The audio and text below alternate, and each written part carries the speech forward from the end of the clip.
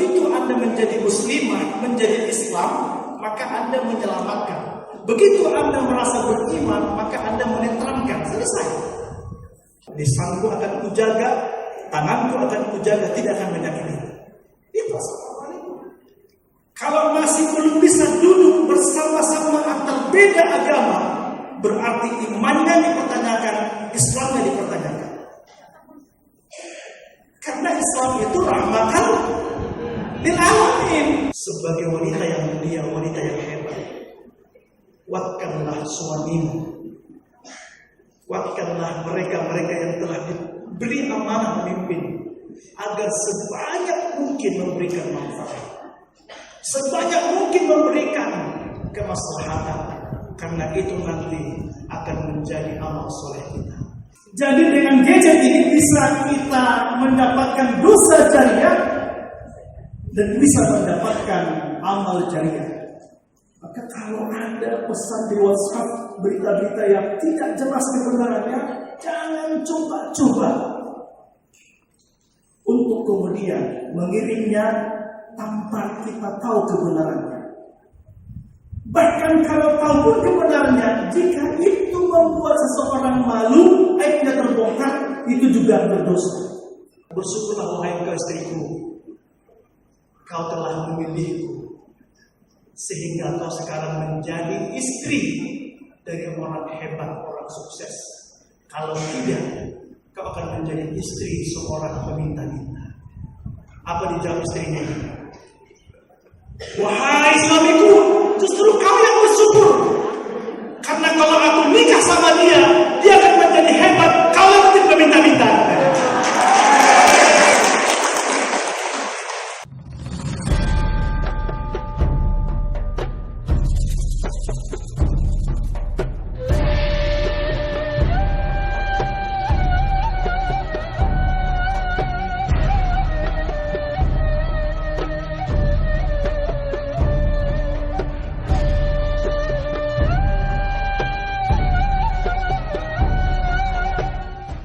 أدم الصلاة على الحبيب فصلاته الله يا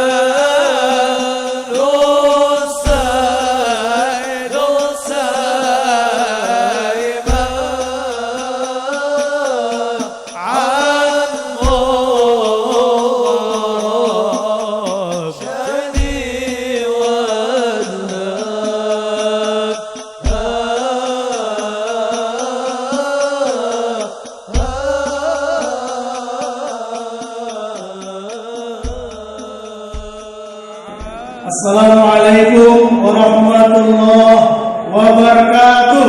Waalaikumsalam warahmatullahi wabarakatuh. Horas. Tanjung Pinang sungguh indah pantainya, dari gunung sampai ke tempat rendahnya.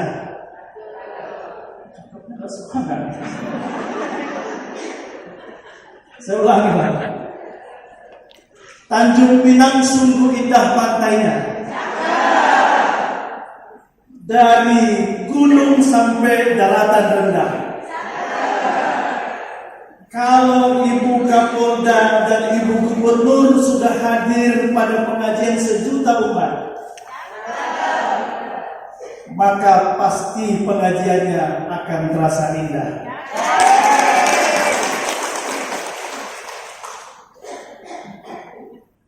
Kita sekarang di era digital, di era medsos. Penelitian mutakhir ternyata kehancuran keluarga, kehancuran rumah tangga itu banyak terjadi karena ini. Apa ini Ibu sekalian?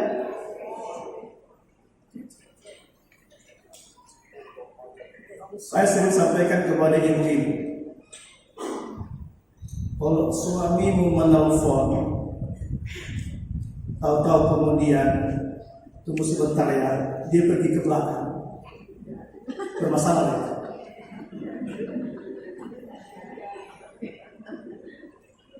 Kalau ibu-ibu menjumpai suaminya sering HP-nya terbalik, masalah.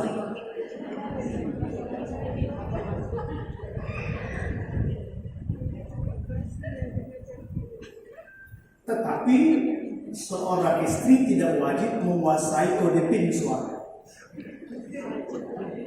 Sebaliknya, jika suami tidak mampu lagi menguasai kode PIN HP-nya, pasti bermasalah.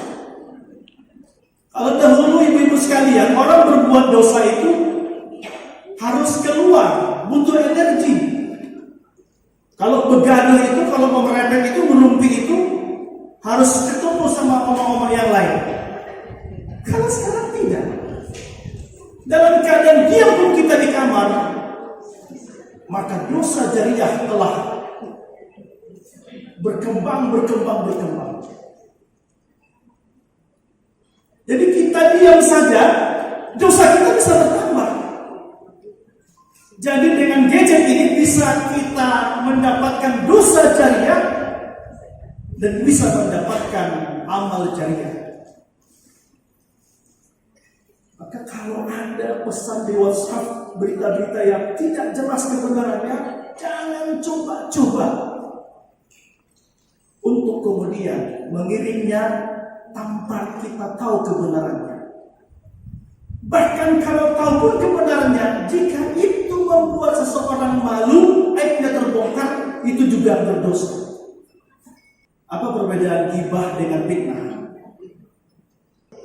Siapa yang tahu, saya kasih 1.000. Kalau ghibah itu kalau saya menggosipin orang lain bersama-sama, menceritakan keburukannya, itu ghibah satu sama lain, ada bersinambungan bersama-sama. Kalau fitnah juga sama,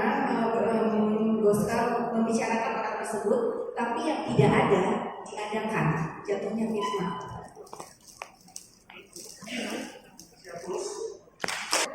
Assalamualaikum warahmatullahi wabarakatuh. Kalau ghibah itu informasi atau kelompok yang tidak disukai. Kalau fitnah, informasi bohong tentang orang yang tidak kita sukai. Kalau ghibah itu adalah penyampaian informasi secara aktual tentang seseorang atau kelompok yang tidak disukai. Kalau fitnah atau bukan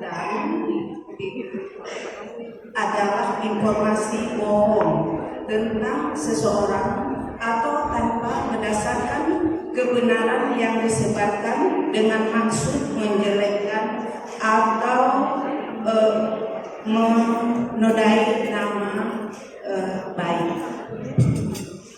Kasih aplaus, Bu. Saya ingin jawaban yang tidak melihat gadget. Saya kasih hadiahnya. Coba dari sebelah sini. Apa perbedaan ghibah dan fitnah? Assalamualaikum Ustaz. Menurut saya ya Ustaz, kalau ghibah itu kita membicarakan orang lain itu sesuai faktanya, tapi dia dengan itu sakit hati. Tapi kalau fitnah itu kita membicarakan orang lain itu nggak ada media, kita ngomongin kasih kabar dulu gitu, tapi nggak ada. Yang ada sifatnya gitu, cuma kita kata-kata kita buat-buat. Maksudnya gitu, terima kasih.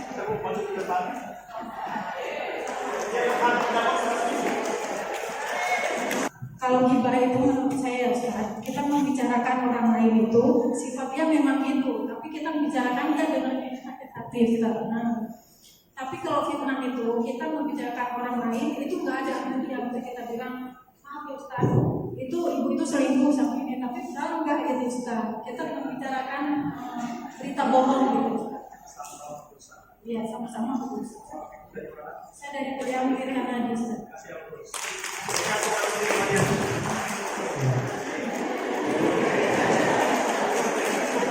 Masih ada kuis nanti, kalau habis diganti Ibu Gubernur. Bapak Ibu, seorang pencina dalam riwayat oleh Abdullah, kerjanya berzina, wanita tidak baik. Begitu dia meninggal, dalam kisah itu dijelaskan, kemudian bermimpi keluarganya, dia masuk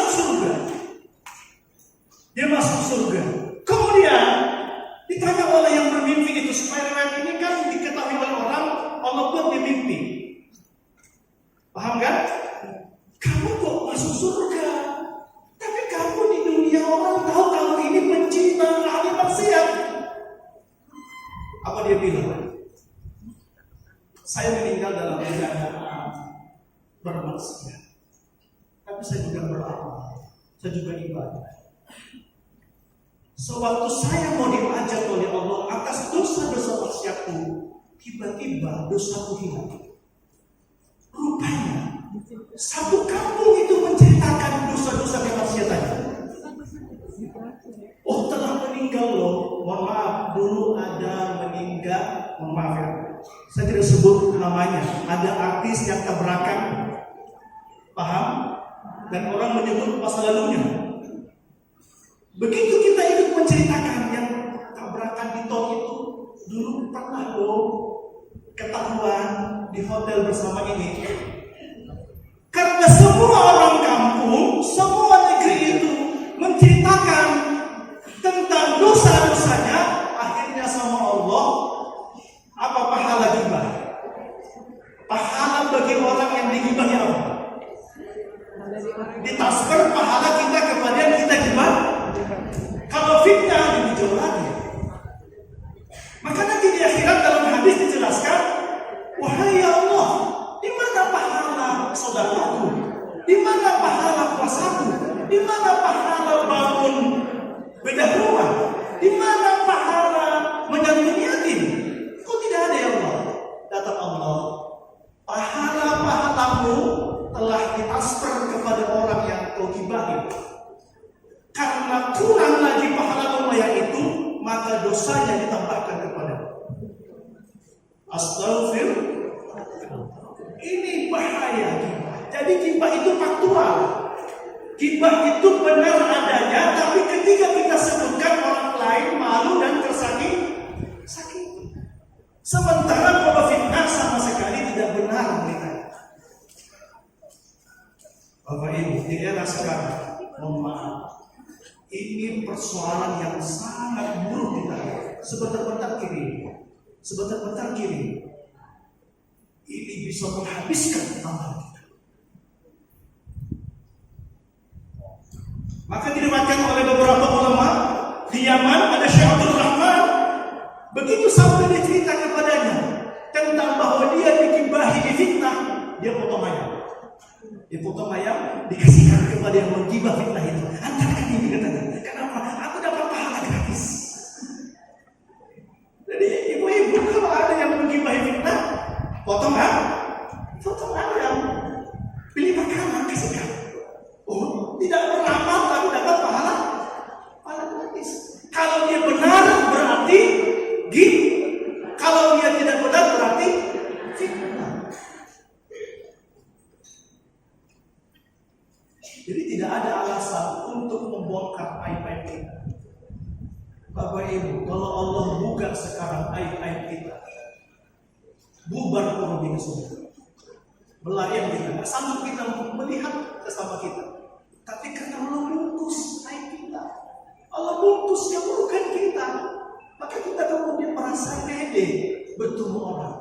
Siapa yang tidak punya dosa masa lalu? Siapa yang tidak pernah hilang?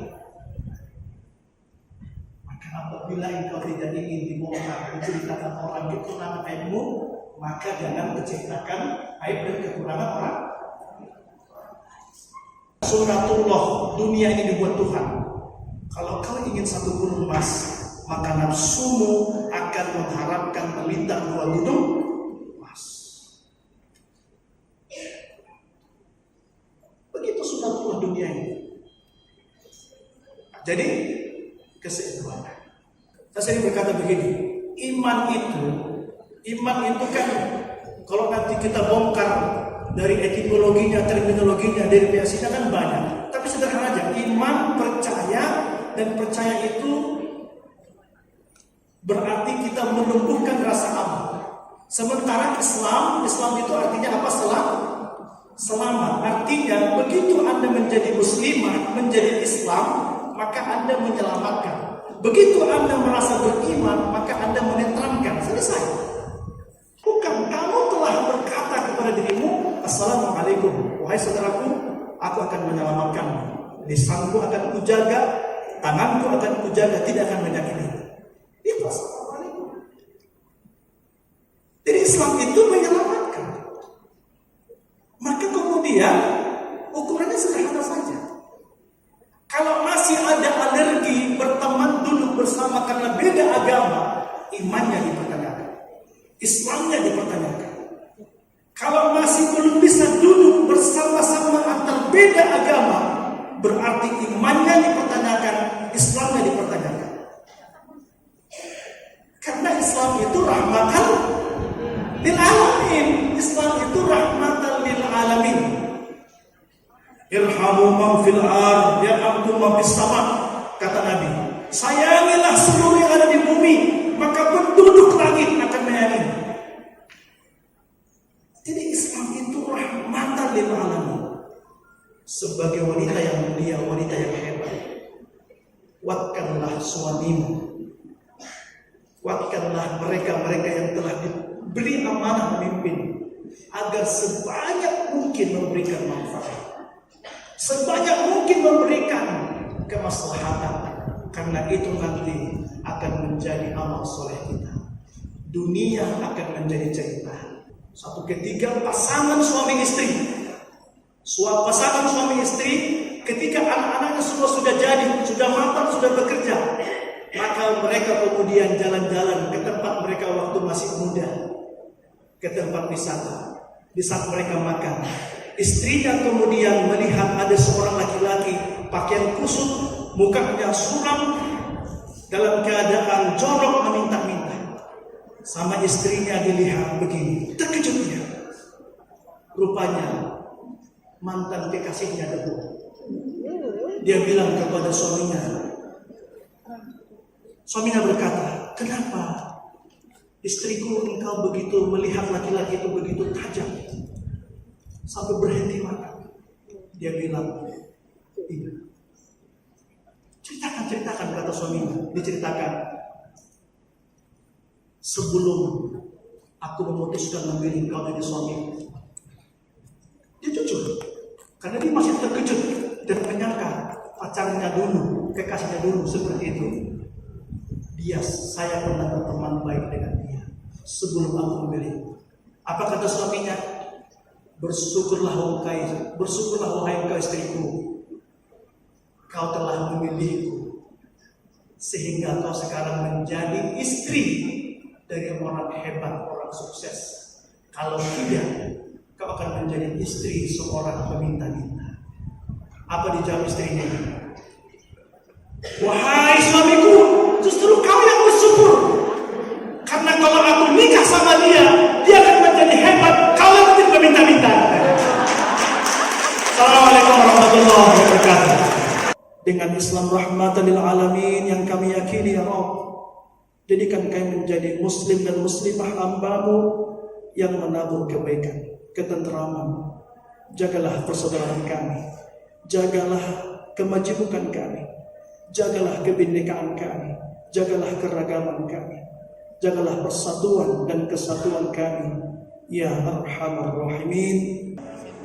Tuhan Mulia dan Hormati, terimalah ucapan terima kasih keluarga besar kembali cenderawatan pada